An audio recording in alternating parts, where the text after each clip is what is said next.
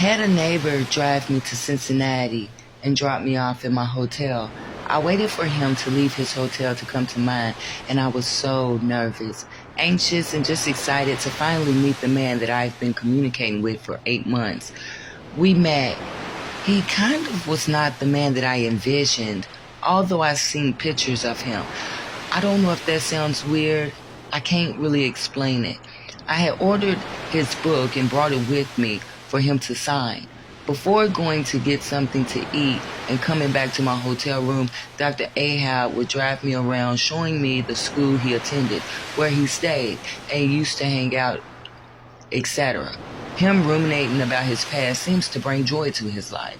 The next morning, we checked out of my hotel and headed to his hotel where I would stay. When I walked into his hotel room, I stopped in my tracks as the door closed. I told him that he was OCD. He tried playing it off and asked me what would make me think that. I told him because of his car being very clean, him having wipes and paper towels inside, and him having his hotel remote control and a Ziploc bag. My eyes widened and my heart started pounding because this sounds like Colin she's describing. I couldn't believe what I'm hearing. I looked over my shoulder again to see if the two of them were coming, but didn't see them. I turned my attention back to Crystal talking, taking in every word she was saying.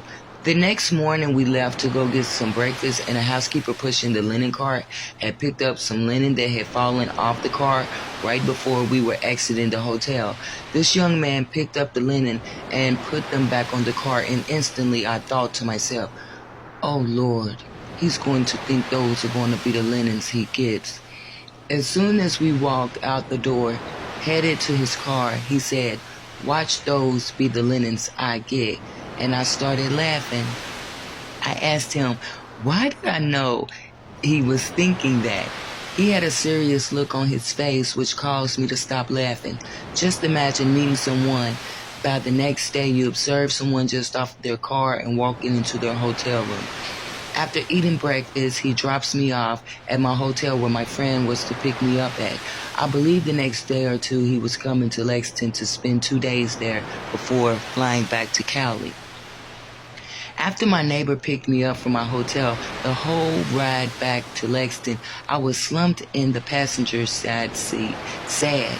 She knew something was wrong because I was happy going to Cincinnati and sad leaving.